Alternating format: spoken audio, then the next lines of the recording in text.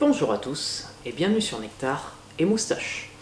Aujourd'hui une vidéo qui va sortir un petit peu de l'ordinaire puisque je ne vais pas déguster ou parler à proprement parler de vin ou de spiritueux, mais je vais plutôt vous présenter 5 livres très utiles voire indispensables pour toute personne qui s'intéresse un petit peu au vin, surtout le vin dans cette vidéo. Je ferai peut-être une vidéo sous le même format pour présenter 5 livres très utiles pour les amoureux des spiritueux. Mais aujourd'hui, voilà, on va démarrer par 5 ouvrages très utiles sur le vin.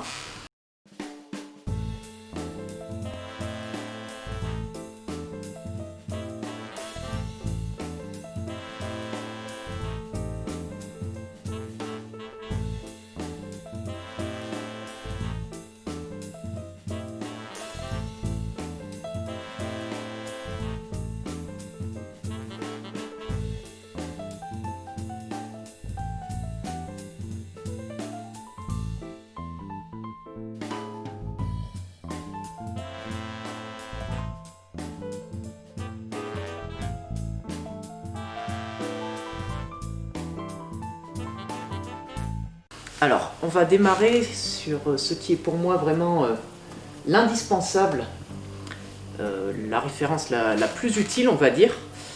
C'est un livre scolaire que, si vous avez fait l'école hôtelière et la mention complémentaire sommellerie, vous devez reconnaître. Donc c'est Le vin et les vins au restaurant aux éditions BPI et écrit par Paul Brunet, qui est un grand sommelier formateur connu et reconnu. Et dans ce livre, voilà, c'est vraiment les notions de base.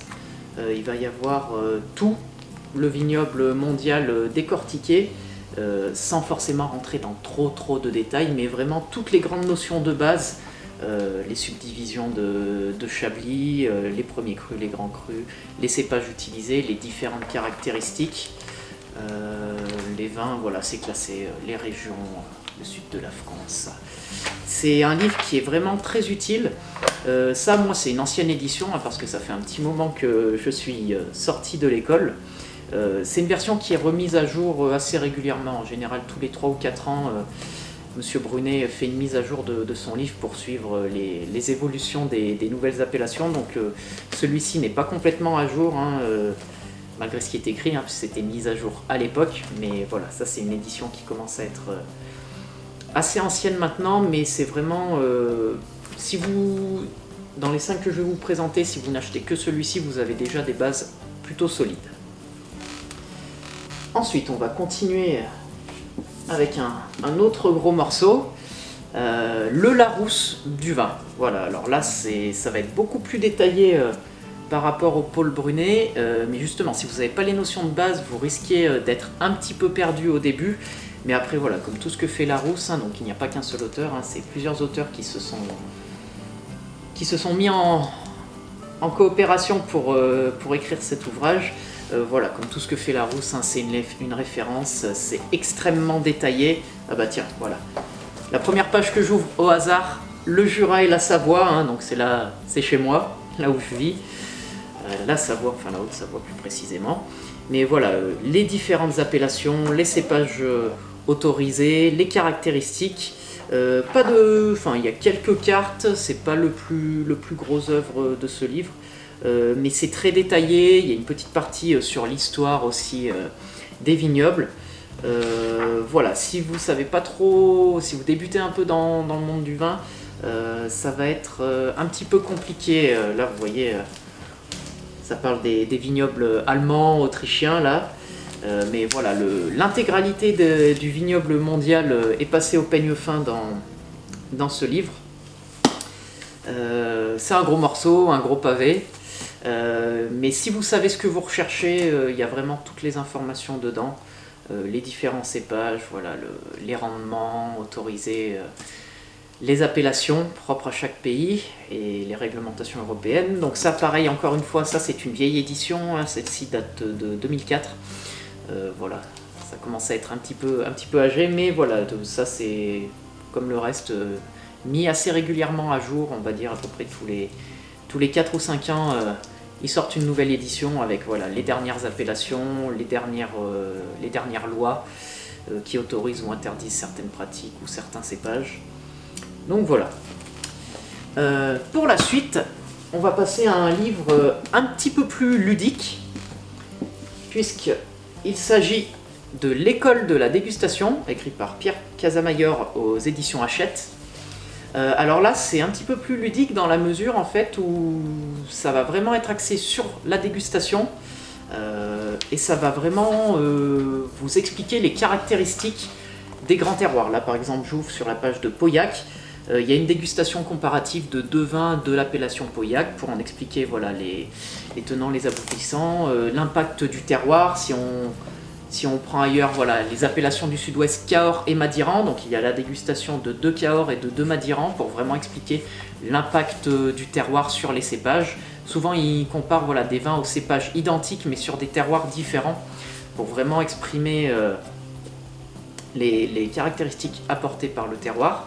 Et inversement, ils font aussi par exemple des vins sur la même appellation avec 2 cépages différents pour vraiment comprendre l'impact du cépage.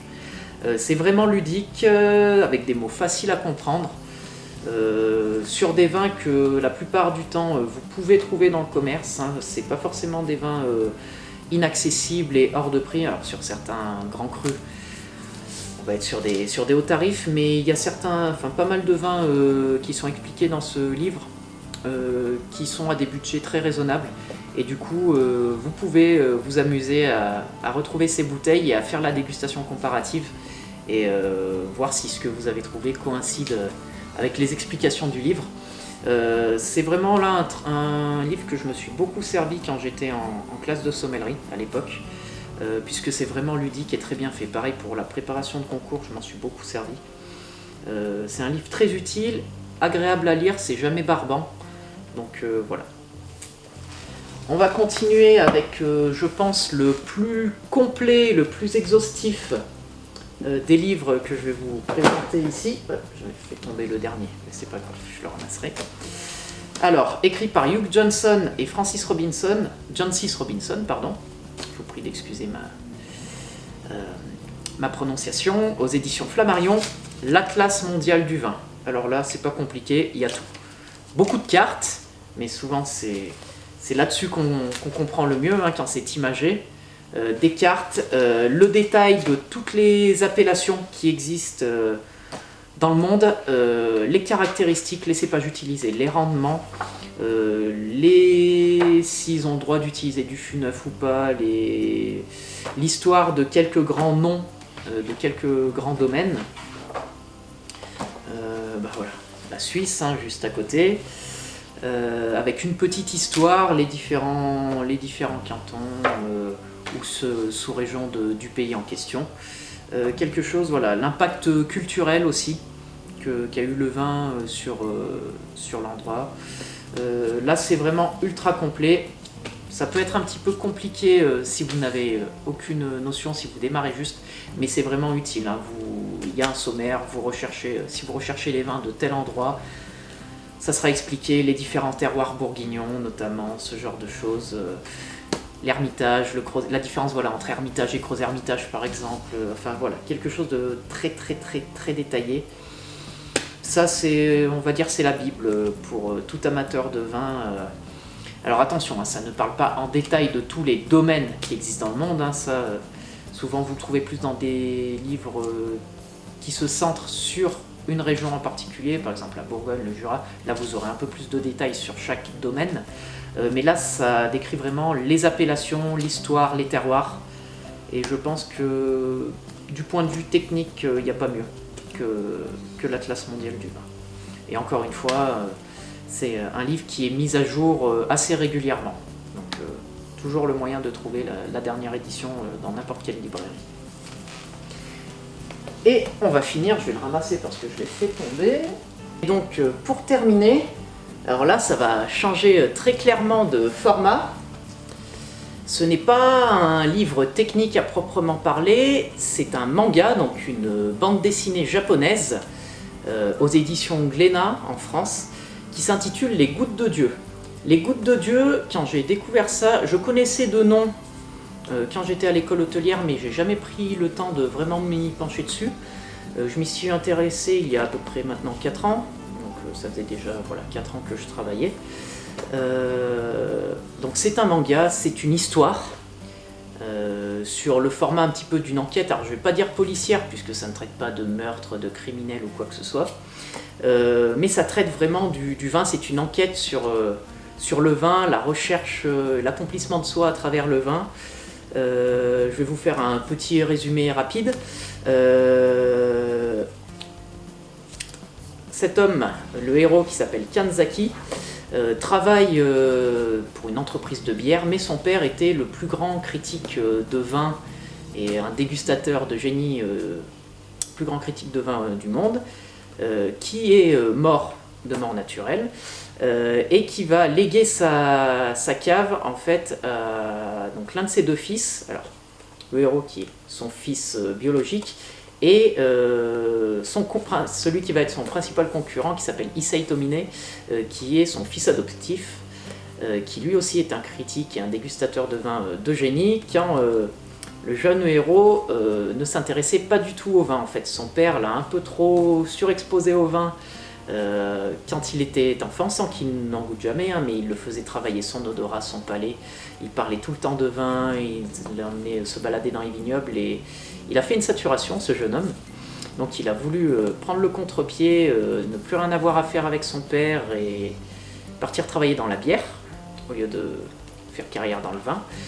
Et quand son père va mourir, il va se découvrir une passion pour le vin, et au-delà des vins qu'il va déguster, il va se rapprocher de son père qui est malheureusement décédé. Et le but va être de retrouver les gouttes de Dieu. Les gouttes de Dieu sont 12 bouteilles de vin, chacune représentant en fait un apôtre. Il y a une notion un petit peu religieuse, après même si vous n'êtes pas croyant, ça ne parle pas de la religion à proprement parler, c'est juste une image. Ils utilisent l'image religieuse pour décrire les gouttes de Dieu et les 12 apôtres qui sont 12 bouteilles de vin et la bouteille de vin ultime. Et voilà, le but va être de retrouver ces vins, donc ça va être un parcours initiatique, une découverte dans le monde entier. Malgré ce qu'on pourrait croire, c'est pas forcément pour les enfants, il faut être un public un petit peu averti et surtout passionné de vin. Enfin, même si vous connaissez rien au vin, ça va vous passionner, c'est plutôt ça. Et surtout, c'est extrêmement détaillé. Il y a des choses bien plus détaillées et bien plus faciles à comprendre que dans les cours de sommellerie, moi qui ai fait l'école hôtelière. Il y a des choses que j'ai eu du mal un petit peu à comprendre quand j'étais à l'école, et après avoir lu ces livres, c'est devenu limpide, puisque c'est très très bien expliqué de façon extrêmement ludique. On se prend à l'histoire et du coup on en comprend les caractéristiques du vin. Quand ils partent en Bourgogne sur Volnay, on comprend le terroir de Volnay. C'est très bien expliqué. Pareil, à la fin de chaque livre, il y a un petit encart, on va dire, un peu plus théorique justement sur les vins, les terroirs, les crus, les cépages. Voilà, qui résume un peu les vins qui ont été dégustés dans le livre. C'est une série de livres en 40 tomes. Pour le moment, j'en ai 23 sur 40, je continue la collection. Mais c'est une histoire vraiment passionnante et captivante, et extrêmement bien détaillée et très enrichissante au niveau des connaissances sur le vin et les vignobles en général. Donc ça, voilà, en moyenne, on est à 7 ou 8 euros par exemplaire. Il y en a une quarantaine, donc ça fait quand même une petite somme. Mais voilà, moi j'ai commencé il y a 4 ans, j'en ai la moitié. Ça se fait petit à petit, donc voilà, vous n'avez pas besoin d'acheter les 40 en entier. Moi j'ai commencé en achetant le premier, le numéro 1 et le numéro 2 pour voir si j'allais accrocher. J'ai accroché tout de suite, donc souvent mes proches m'offrent la suite de la collection à certaines occasions. Donc voilà, ça c'est. Je vous invite à lire ces mangas. Vous allez apprendre énormément de choses et surtout pas vous rendre compte que vous êtes en train d'apprendre en fait. Il y a ce côté vraiment très ludique, très facile. Ça se lit en plus assez vite, en une heure et demie, c'est lu. C'est des mangas, c'est des bandes dessinées, donc ça va assez vite. C'est dans le sens de lecture japonais, c'est-à-dire c'est pas de gauche à droite comme chez nous en Europe, mais de droite à gauche. Il faut commencer entre guillemets le livre par la fin. Mais voilà, les illustrations sont de qualité. À l'intérieur, chaque bouteille de vin est peinte et décrite à la perfection. Là, on reconnaît tout de suite. Je vous ferai je filmerai un peu plus en détail les pages pour que vous voyez le soin apporté à la qualité des étiquettes de vin. Je vais juste faire un petit zoom, je pense que vous allez voir un petit peu, et je ferai quelques photos que j'incrusterai au montage. Voilà, on a fait le tour de cette petite sélection de 5 livres très utiles, voire indispensables pour tout amateur de vin, ou personne qui souhaite commencer à s'y intéresser. Nous arrivons au terme de cette vidéo, je vous remercie de l'avoir suivi. Comme d'habitude, vous pouvez nous retrouver sur Instagram. Je vous invite à aimer la vidéo, partager, liker, commenter, activer la cloche pour recevoir les notifications. Sur ce, je vous souhaite une très bonne journée et à la vôtre.